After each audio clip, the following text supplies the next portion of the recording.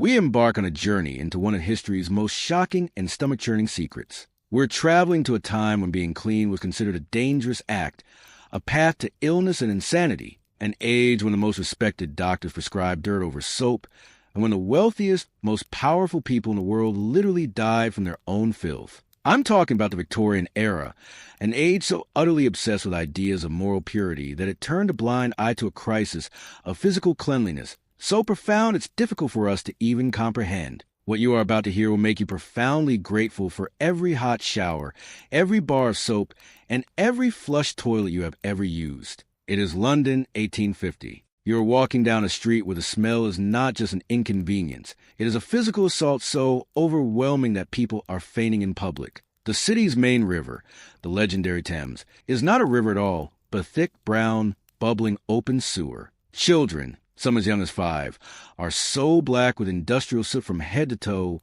that you can barely distinguish their features. And in the grand mansions of Belgravia, the wealthiest aristocrats are proudly wearing the same set of underwear they've had on for months. This is not a scene from some dystopian nightmare. This was the lived reality for millions of people. And the most mind-blowing part? They thought this was perfectly normal. We are diving headfirst into the great Victorian hygiene crisis, a catastrophe so devastating it killed more people than most of the wars of the 19th century combined. You will discover why brilliant doctors were ostracized and thrown into asylums for making the simple suggestion that people wash their hands. You will learn how fashionable makeup, laced with lead and arsenic, literally dissolved women's faces. And you will step inside Victorian hospitals that had a death rate so high it would make the goriest modern horror movies look tame. But here is what is truly wild. Many of these hygiene disasters didn't just happen to the poor and destitute. They happened to the richest, most educated, and most refined people of their time. Before we step into this fascinating and frankly terrifying world together, I have a small request. If this story truly captivates you, if it makes you see the past in a new and shocking light, I'd be honored if you would join our community of history explorers by hitting that subscribe button. Give this video a like to help share these forgotten stories. Now, I'm genuinely curious. What is the one modern convenience you absolutely could not live without? Drop a comment and let me know, because after tonight's story, you might just have a new appreciation for it. Dim those lights, get comfortable, and let's travel back to a time when being dirty wasn't just normal. It was practically a way of life, the philosophy of filth. Here is something that will likely blow your mind right from the start. In the 1840s, the average person in London, Europe's most advanced city, took a full body bath maybe once or twice a year. We are not talking about the desperately poor living in slums. We are talking about wealthy aristocrats, educated professionals, and even the members of parliament who governed a global empire. Queen Victoria herself, the monarch of this era, was considered remarkably progressive and health-conscious because she insisted on taking a bath once a month. But here is where the story moves from merely unhygienic. This aversion to bathing wasn't because they were lazy or because they lacked access to water. In many wealthy homes, the plumbing was in place. They actively and fervently believed that bathing was dangerous. Victorian medical textbooks, written by the most respected and learned doctors of their day, were filled with dire warnings. They cautioned that exposing the skin to too much water, especially warm water, could lead to a terrifying range of afflictions, from deadly pneumonia to incurable mental illness. Pores of the skin were gateways, and that water would open these gateways, allowing disease to flood into the body. They genuinely thought that a layer of dirt, grime, and accumulated body oils acted as a protective barrier. It was, in their minds, a natural shield against a hostile environment. One incredibly popular medical journal from 1861 published an article that stated, and I quote, "The layer of dirt and secretions which naturally accumulate upon the skin serves as a natural barrier against the harmful vapors and miasmas, which are the root cause of all pestilence." They believed dirt was armor. Let me paint you a more detailed picture of what this meant for daily life in a grand Victorian mansion. You wake up in a lavishly decorated bedroom. You are wealthy, educated, and considered the absolute height of social sophistication. Your morning routine begins. You put on the same linen undergarments you have been wearing for the past because you've been taught that washing them too often would weaken the fabric, and more importantly, strip them of their protective qualities. Your corset, a rigid structure of whalebone and fabric, hasn't been cleaned in months and is beginning to develop its own unique, pungent ecosystem. But you are not concerned. You proceed to powder your face with a fashionable cosmetic made from white lead and consider yourself perfectly presentable for the day. The tragic irony is almost too much to bear. These were people who could build breathtaking bridges and cathedrals, who could recite classical poetry from memory, and who debated complex philosophy in their elegant drawing rooms. They were walking around in a state of filth that was actively making them sick, carrying diseases that could, and often did. They had invented magnificent flushing toilets, but they were afraid to use a simple bar of soap. And speaking of water, the River Thames, which supplied drinking water to most of London, was not a river in the sense we understand it. Thousands of tons of raw, untreated human waste from a population of over 2 million people poured directly into the river. This was joined by the toxic runoff from hundreds of factories, the blood and offal from slaughterhouses, and the carcasses of dead animals. And this was the very same water that was being pumped directly back into homes for drinking, cooking, and occasional. But here's the key to understanding the Victorian mindset. Their medical establishment wasn't worried about the sewage. They were worried about the river's miasmas, the bad smells. The prevailing scientific theory of the day was the miasma theory of disease, which held that illnesses like cholera, typhoid, and the plague were caused by inhaling bad air or foul odors. They literally thought that disease was a smell, not a microscopic organism. This one catastrophic misunderstanding is the key to almost every hygiene disaster of the era. A story from 1854 perfectly captures this absurdity. A horrific cholera outbreak swept through London, killing over 600 people in the Soho district in just a few weeks. Forward-thinking doctor named John Snow began his own investigation. He went door to door, mapping where the victims lived and died. He soon realized that the deaths were all clustered around a specific public water pump on Broad Street. He presented his meticulous evidence, maps, statistics, interviews to the medical establishment, arguing that the disease was spreading not through the air, but through contaminated water from that one pump. They dismissed him completely. They ridiculed his water theory and continued to blame the outbreak on the bad air rising from the Thames. It would take decades and countless thousands of deaths before the medical establishment would finally abandon the miasma theory. Terrifying idea that maybe, just maybe, drinking filthy water, this massive intellectual blind spot, this absolute refusal to see the obvious connection between filth and disease, is what turned the Victorian era into one of the deadliest in human history. Here is where our story takes a truly sinister and infuriating turn. Imagine walking into a doctor's office in 1860. You're suffering from a painful, festering infection. The doctor, a respected gentleman with a degree from a prestigious university, examines you and, with complete confidence, tells you that the cure is to stop washing. But he prescribes you a daily dose of dirt, actual, literal dirt from the garden, to be rubbed into your wound to aid the natural healing process. You would think you had stumbled into a nightmare. But this wasn't a nightmare. This was mainstream medical advice from some of the most respected physicians of the Victorian era. The medical establishment of the 1800s didn't just ignore the principles of cleanliness. They actively, passionately, and systematically fought against them. These weren't quack doctors selling snake oil from the back of a wagon. We are talking about the leading surgeons of London, the authors of widely used medical textbooks, and the personal physicians to Queen Victoria herself. Almost to a man, absolutely convinced that water was one of the most dangerous substances on earth. About Dr. James Gully. He was one of the most famous and fashionable physicians in Victorian England. He ran an exclusive medical spa in the town of Malvern that attracted the wealthiest patients from all over Europe, including the great naturalist Charles Darwin. Dr. Gully's revolutionary, sought-after treatment involved strictly avoiding baths at all costs. He believed that immersing the body in water would cause what he termed aquatic shock, a condition he claimed could lead to immediate death or permanent paralysis. He prescribed what he called dry friction therapy. This involved the staff rubbing patients down vigorously with coarse towels and, you guessed it,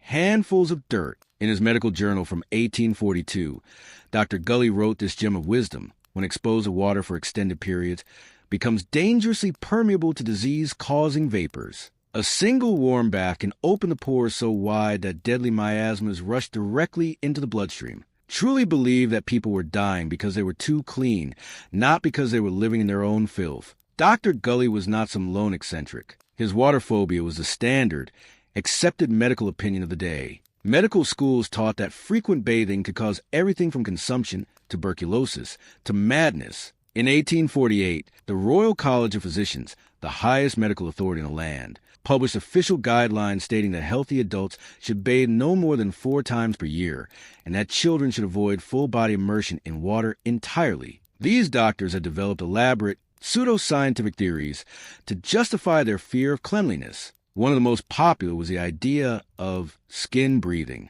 They believed that the human skin needed to breathe through its protective layer of natural oils and dirt. Washing this layer away, they claimed, would effectively suffocate the skin. One prominent medical textbook from 1855 gravely warned that soap removes the body's natural armor against disease, leaving the patient vulnerable to all manner of atmospheric poisons. The irony is so thick, it's almost suffocating. While these learned doctors were warning against the dangers of soap and water, they were performing surgeries with unwashed hands. They were using surgical instruments that hadn't been cleaned in months, and they were treating patients in hospitals where the mortality rate from infection was higher than on the bloodiest battlefields of the Napoleonic Wars. But they could not see the connection. Their entire medical philosophy was built on the wrong foundation. This brings us to the story of Dr. Ignaz Semmelweis, a tale so tragic it should be required reading for anyone who thinks science is a simple, linear path to the truth. In 1847, a young Hungarian doctor was working in maternity ward of the Vienna General Hospital. He noticed something deeply disturbing. The ward where women were attended by doctors and medical students had a maternal death rate of 18%. In the ward right next door, where women were attended only by midwives, the death rate was less than 3%. Women were literally on their knees, begging to be admitted to the midwives' ward, knowing that entering the doctor's ward was likely a death sentence. Semmelweis was haunted by this mystery. He investigated every possible difference. The tragic death of a colleague provided the terrible answer. His friend died after accidentally cutting his finger during an autopsy, and his symptoms were identical to the women dying of childbed fever. Semmelweis understood. The doctors and medical students were coming straight from the autopsy room, where they had been dissecting corpses, to the maternity ward to deliver babies, all without washing their hands. They were carrying what he called cadaverous particles from the dead to the living. Semmelweis immediately instituted a simple,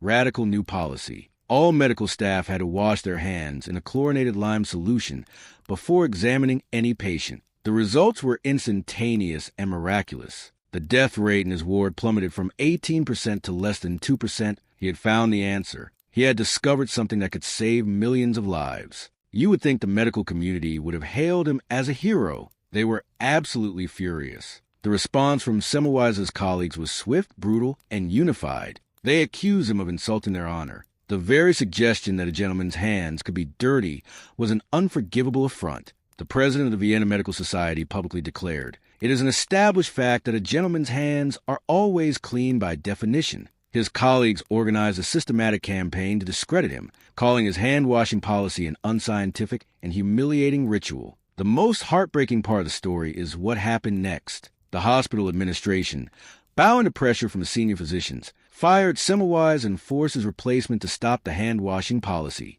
Within months, the death rate in the maternity ward shot right back up to its previous horrific levels. Women were dying again in droves because doctors were too proud to admit their hands might be dirty. Semmelweis spent the rest of his life desperately trying to convince the world of his discovery. He wrote detailed reports, presented his irrefutable statistics, and begged his colleagues to just try his simple hand-washing protocol. The medical establishment's response was to mock him, ban him from conferences, and eventually in 1865 to have him committed to a mental asylum. He died in that asylum just 2 weeks later at the age of 47 from an infected wound he received after being beaten by the guards. He died from the very type of infection he had taught the world how to prevent. The man who tried to save millions was murdered by the ignorance he fought against. Picture this scene from 1856. Lady Margaret Worthington, one of London's most fashionable and admired socialites, is getting dressed for an important dinner party. Her personal maid helps her into a whalebone corset that hasn't been properly washed in over 8 months, followed by a linen chemise that she has worn continuously for the past 6 weeks. The smell in the room is so overpowering that the maid has to discreetly turn her head away to take a breath of fresh air from the open window. But here is the truly shocking part. Lady Margaret considers herself impeccably dressed and perfectly clean. This wasn't the behavior of an eccentric. This was the pinnacle of high society fashion. Welcome to the absolutely horrifying world of Victorian clothing hygiene, where garments became mobile breeding grounds for disease, and where the popular phrase "dress to kill" took on a disturbingly literal meaning. What you are about to hear will make you want to go and hug your washing machine. Let's start with the very foundation of Victorian fashion. And, oh my goodness, the stories these garments could tell if fabric could speak. Victorian underwear wasn't just dirty. It was a biological hazard that would make a modern hazmat team run for the hills. The average Victorian woman, even a wealthy one, owned perhaps 3 or 4 sets of undergarments. She would wear each set for weeks, sometimes even months, before considering a change. Here is a diary entry from a middle-class Victorian woman named Charlotte Benson, dated March 15, 1862.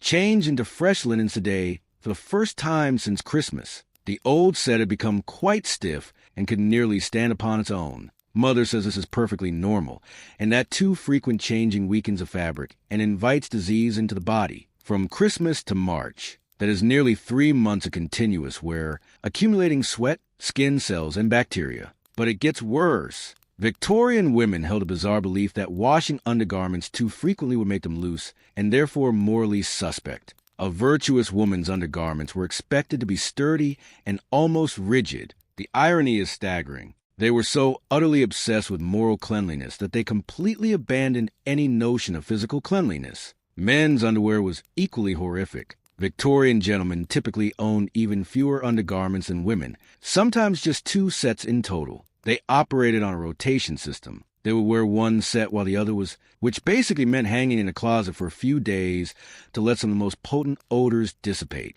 Actual washing with soap and water happened maybe twice a year. The famous Victorian writer and intellectual Thomas Carlyle kept detailed journals that provide a disturbing glimpse into typical male hygiene. In 1844, he wrote, "Put on the brown wool undergarments this morning. Have been wearing the white cotton ones since October, and they have served admirably. The brown ones feel strange against the skin after so many months in the white, from October to April, 6 months in the same underwear." But here is where the clothing horror story really takes off. Victorian garments weren't just dirty, they were actively dangerous. A typical woman's dress, with its multiple layers of petticoats, crinolines, and heavy fabrics, could weigh anywhere from 15 to 30 pounds when dry. But with the accumulated sweat, body oils, and general filth of daily life, they could easily double in weight. Imagine carrying around a 50-pound bacterial ecosystem everywhere you go, and you begin to understand the Victorian fashion experience. The corsets were perhaps the most terrifying garments of all. These weren't just uncomfortable.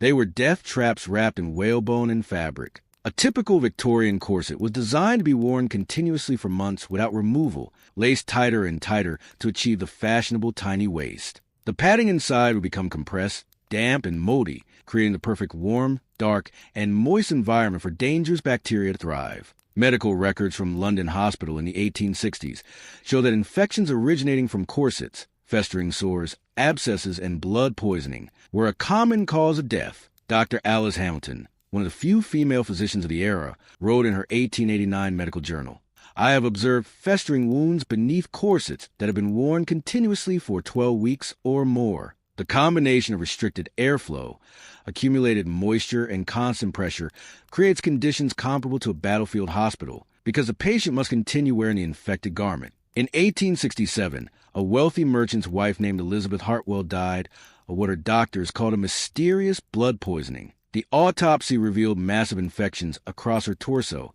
all stemming from her corset. When they finally cut the corset away from her body, they discovered that the fabric had literally fused with her skin in several places. She had been wearing the same corset for 4 months straight. The washing practices for outer garments were somehow even more horrifying. Victorian dresses were cleaned maybe once or twice a year, if ever. The wealthy would simply buy new clothes when the old ones became too disgusting to wear, while the poor would wear the same dress until it literally disintegrated off their bodies. Here is a fascinating economic fact. In 1870s London, there were over 3,000 shops selling new clothes, but fewer than 200 commercial laundries. This tells you everything you need to know about Victorian priorities. It was cheaper, easier, and more socially acceptable to simply buy a new dress than to attempt to clean the one you already owned. Chapter 4, The Great Stink. The summer of 1858 will forever be remembered in London as a year the city nearly choked to death on its own filth. What happened during those sweltering, breathless months was so catastrophic,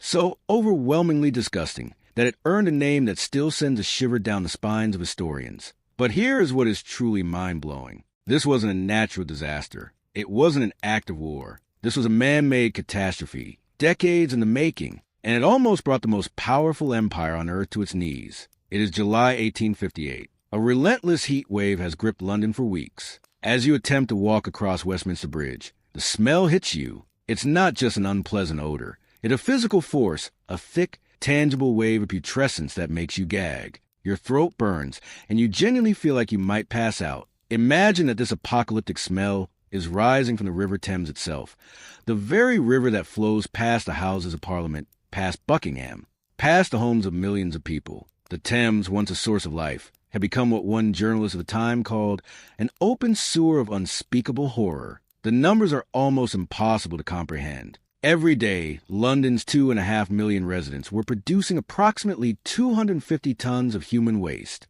And where did it all go? Straight into the Thames. No treatment, no processing, just a torrent of raw sewage flowing directly into the river that still supplied drinking water to half the city. But human waste was only the beginning. The Thames was a final resting place for everything the city. It received the untreated discharge from hundreds of factories, the blood and guts from slaughterhouses, the toxic chemicals from tanneries, and the corpses of countless dead animals. One horrifying inventory from July 1858 counted over 3,000 animal carcasses, horses, cows, dogs, pigs, floating in just a 2-mile stretch of the river. Here's where the story becomes the government's immediate response to this crisis wasn't to clean up the river. It was to order that the curtains in the Houses of Parliament be soaked in lime chloride so that the honorable members could continue to debate without vomiting from the stench. The smell was so bad it was threatening to shut down the government of the British Empire.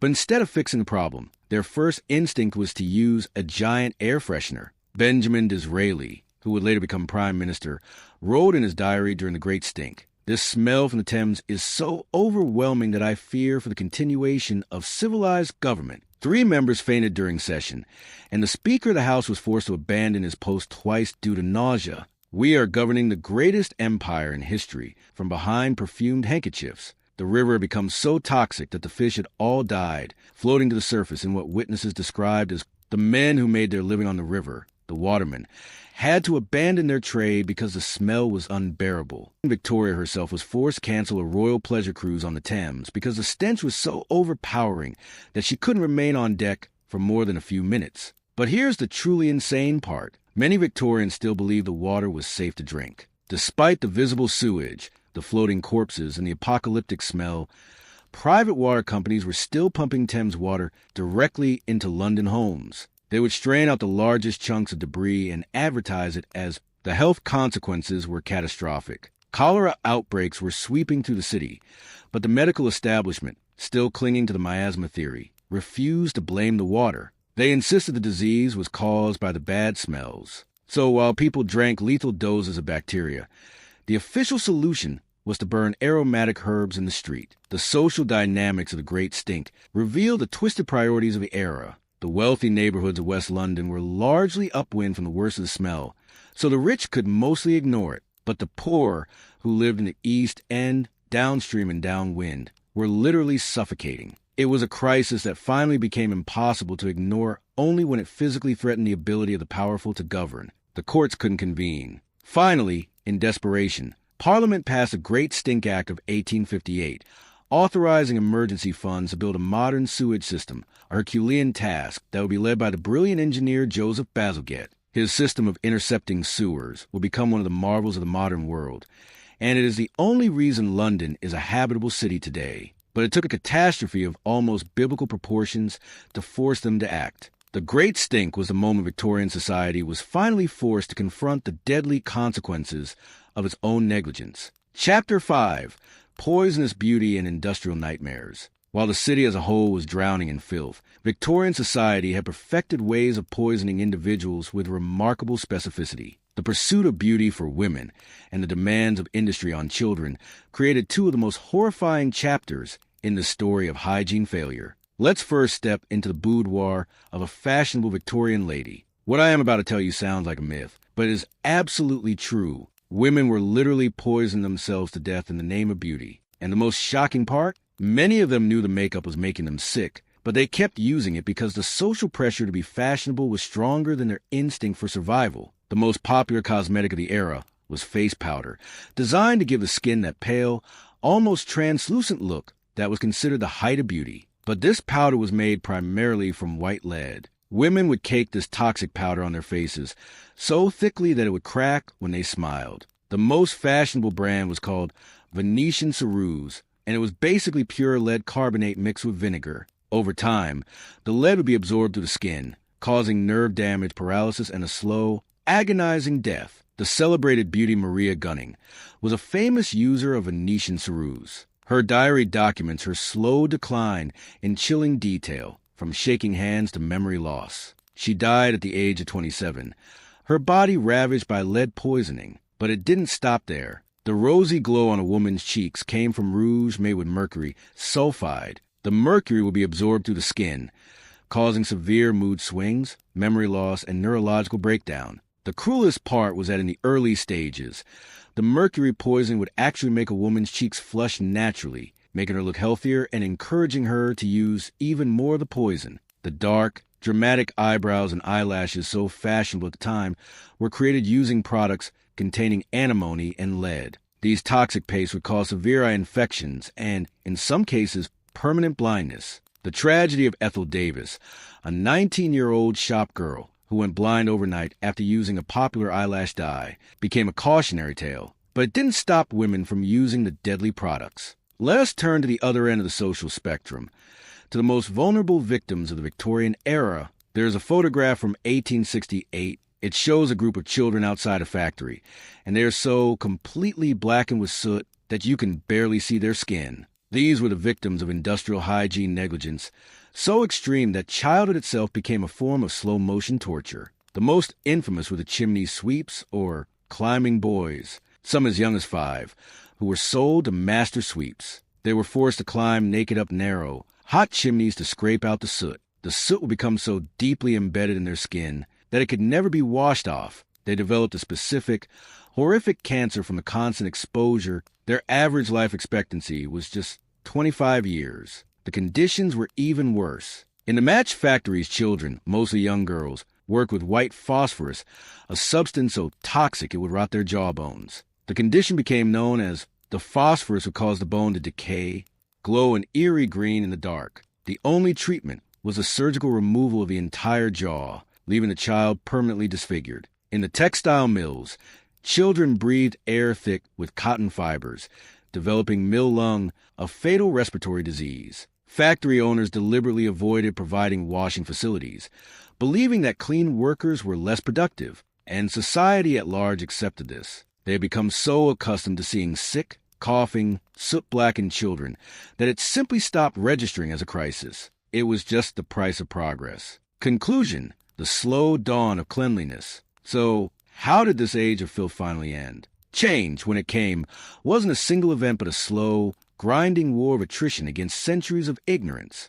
The heroes of our story, doctors like John Snow and Ignaz Semmelweis, died without seeing their ideas accepted, but their work, their data, and their courageous descent planted seeds that could not be ignored forever. The overwhelming, undeniable catastrophe of the Great Stink of 1858 was a crucial turning point. It made the problem of sanitation a matter of national survival, impossible for even the wealthiest politicians to ignore. The resulting construction of Joseph Bazalgette's sewer system was a monumental achievement, a testament to what could be done when science and political will finally aligned. Simultaneously, the groundbreaking work of scientists like Louis Pasteur in France and Robert Koch in Germany provided the final, irrefutable proof of germ theory. The discovery of microscopic bacteria and viruses as the true cause of disease rendered the old miasma theory obsolete. This was a scientific revolution that finally forced the medical establishment, kicking and screaming, to accept the life-saving power of hygiene. The change was slow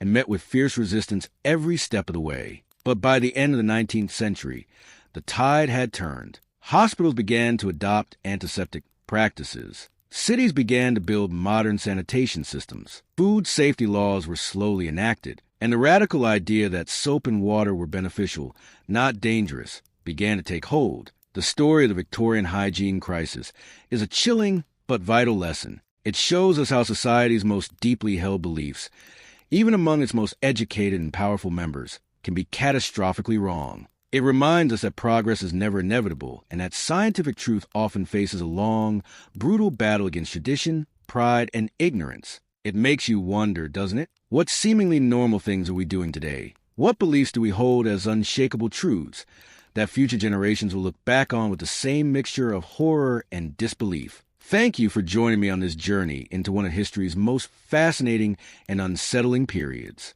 If their stories have made an impact on you, please consider hitting that subscribe button and liking this video. It helps ensure these incredible tales from the past are not forgotten. And please, do let me know in the comments what modern convenience you're most grateful for right now. After this, I think mine is definitely a hot shower. Until next time, stay curious.